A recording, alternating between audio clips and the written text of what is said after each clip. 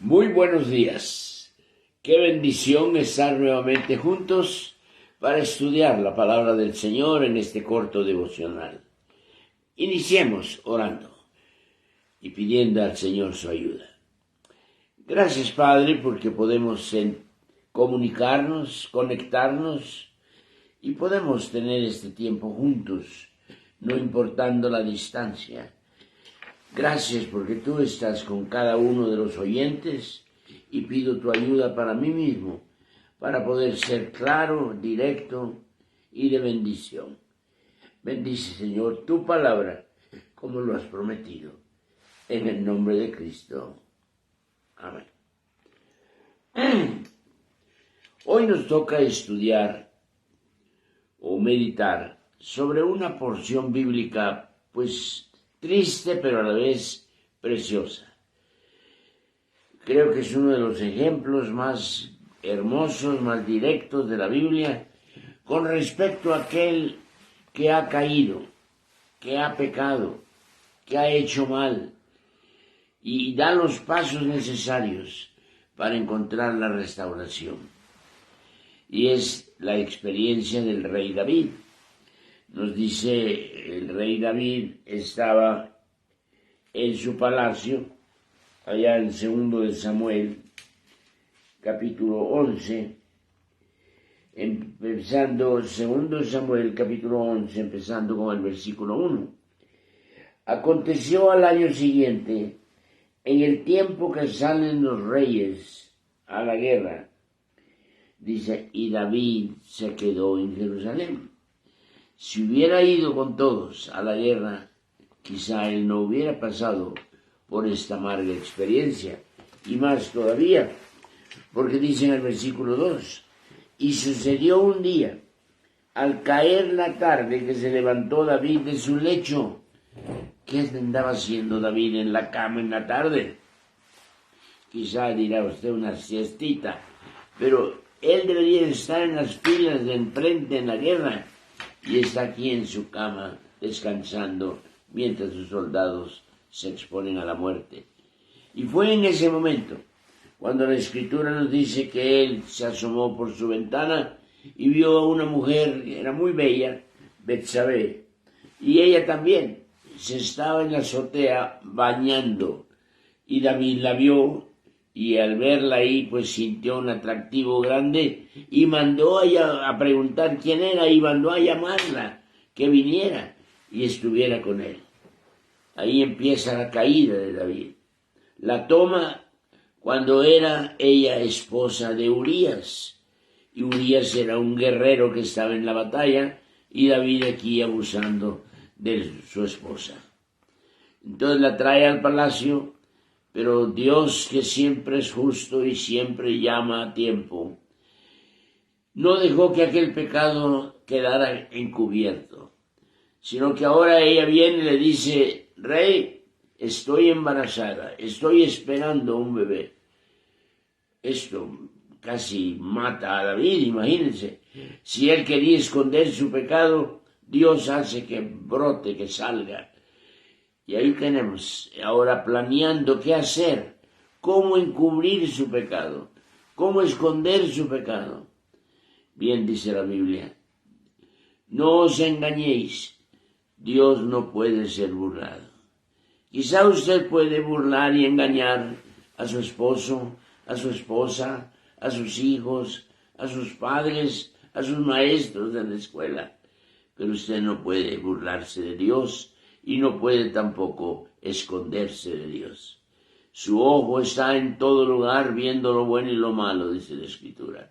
De modo que David, por más que luchó para esconder su pecado, no pudo. Porque dice la Escritura que él trató de mandar al esposo, lo mandó a llamar de la batalla, y trató de ver que él fuera a dormir a su casa con su esposa, para aparentar que él había sido el que la dejó embarazada. Pero qué sorpresa para David, 2 veces. Aquel hombre era más limpio, más íntegro, más entregado al Señor que el mismo David en este momento. Y no fue a su casa. David entonces se pone todo nervioso seguramente. ¿Ahora qué hago? Y entonces llega al tercer paso, que es mandarlo a matar. Y pide que lo pongan en las filas de enfrente. Y cuando esté lo recio de la batalla, que los demás se regresen y él muera. Quizá muriendo Urías, ya su pecado quedaría cubierto. Pero mire, la palabra de Dios, David escribe en el Salmo 32, bienaventurado dice aquel cuya transgresión ha sido perdonada y cubierto su pecado, pero no cubierto con engaño, no cubierto con mentiras, no cubierto con planes diabólicos, no, cubierto por el perdón de Dios. Pero dice más adelante, en el versículo 3, mientras callé, decía, mientras que yo no decía nada,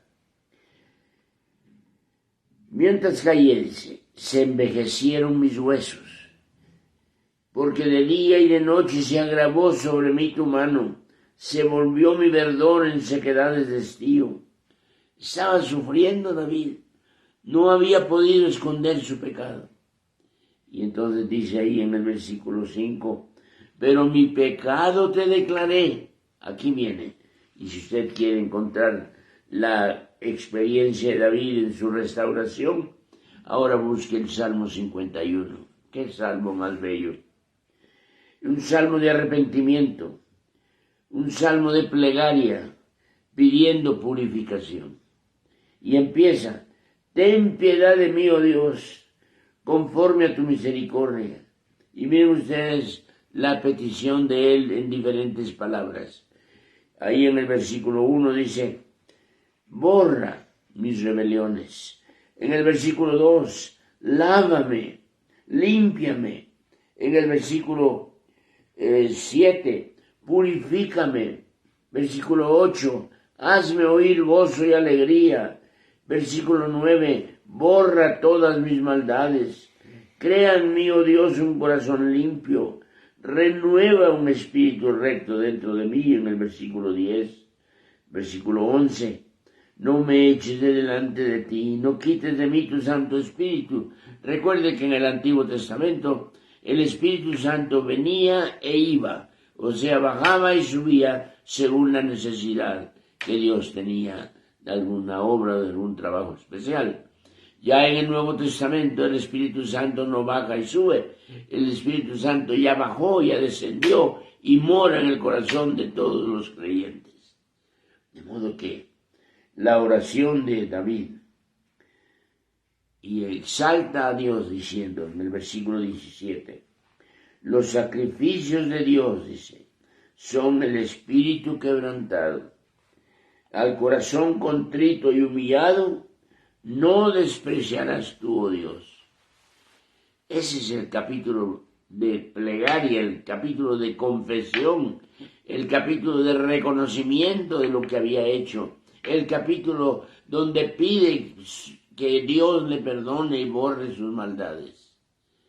Y por eso es que cuando escribe el Salmo 32, él dice, dichoso aquel cuya transgresión ha sido perdonada y cubierto su pecado. Bienaventurado el hombre a quien Dios no culpa su iniquidad, porque ha visto un corazón contrito y humillado.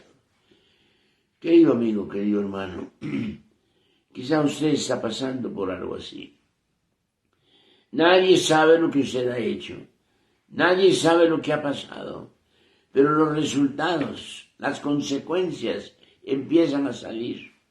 Y usted no ha sabido qué hacer con ellas. Al contrario, en lugar de reconocerlas y confesarlas, ha tratado de encubrirlas. Pero tarde o temprano, dice en el libro de Números, tu pecado te alcanzará.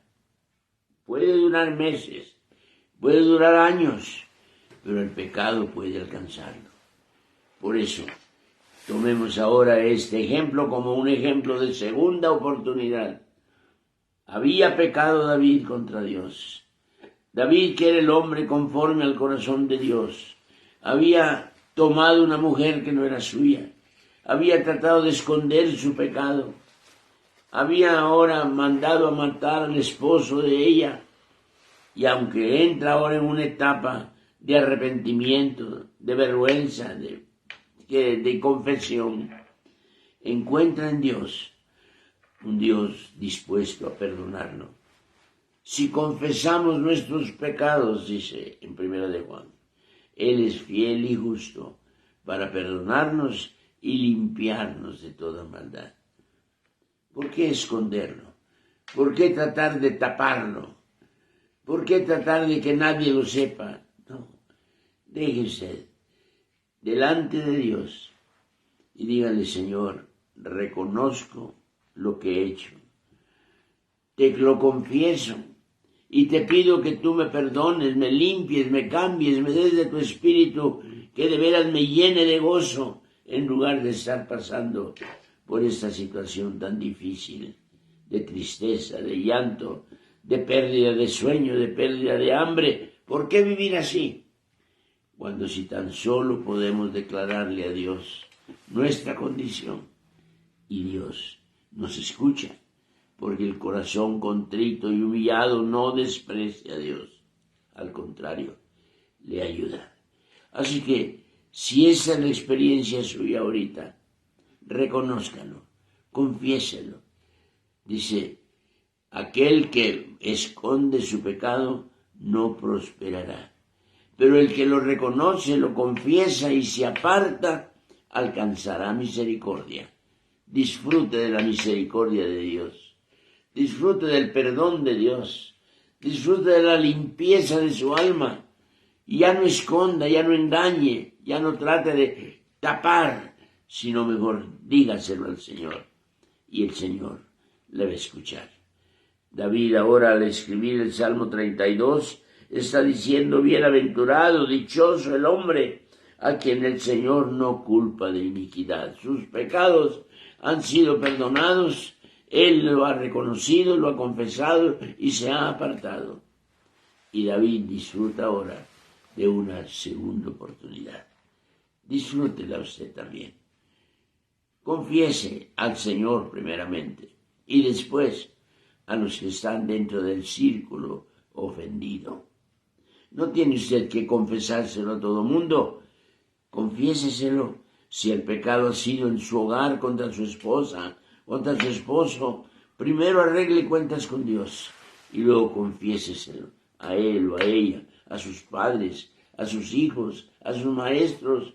Maestro, perdone, yo copié en el examen. Qué hermoso poder confesarlo y reconocerlo y no estar escondiendo y aparentando una buena calificación que usted nunca ganó.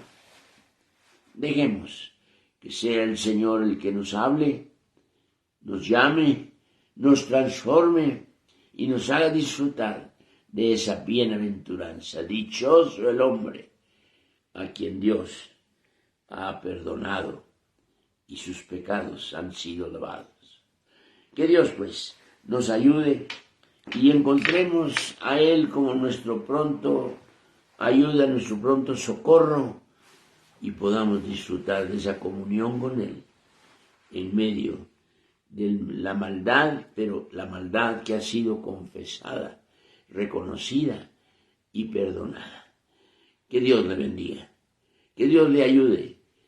No viva usted en sequedad de estío, no viva usted pues como hojas secas, no. Que vuelva el verdor, que vuelva el gozo, que vuelva lo que Dios ha estado deseando para usted y con usted. Dios pues nos hable y respondamos a su llamado. Que Dios le bendiga. Le recordamos que esta semana iniciamos nuestro congreso misionero. Por eso traigo esa camisa ahora la amarilla. Pero dice 9º Congreso de Misiones. Empezamos el miércoles por la noche. Y queremos invitarle a que usted venga. El miércoles en la noche es como un culto normal. No tiene que inscribirse para el miércoles, pero sí para el jueves, para el viernes y para el sábado. No se pierda de esta bendición. Usted que ha colaborado con misiones, con sus oraciones, con su ofrenda. Ahora colabore asistiendo y alimentando su alma y la visión de misiones en su corazón. Muchas gracias a todos ustedes que nos escriben y nos mandan recaditos y promesas de oración. Dice Alfredo Hernández Sánchez, bendiciones, familia Torrefuerte. Josefina Caravantes, Dora Alicia Guzmán también nos está viendo desde El Salvador. Blanca Barrientos, buenos días, pastor, un abrazo. Sara González Tobilla, Paco de Jerez, lo está viendo. Ricky Anaya, Leo Patiño, Pati Bo, Vicky Rogelio, Trisha Albavera, Deli Caleco, gracias por escucharnos.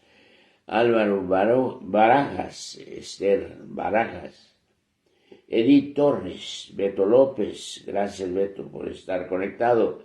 Silvia Mancilla, Mónica Romero, Tina Elías, Caro Jiménez, Dora Alicia Guzmán de nuevo, Angie Pedraza nos manda una notita, Cuquita Villarreal, Alfredo Hernández, Memis Dan. Bueno, hay un buen número de hermanos que ya nos escucharon y ahora nos están enviando una notita, y mi oración es que lo que hemos estudiado esta mañana llene su corazón, transforme su corazón y tenga usted el gozo del perdón y el gozo de la vida que el Espíritu de Dios le puede dar.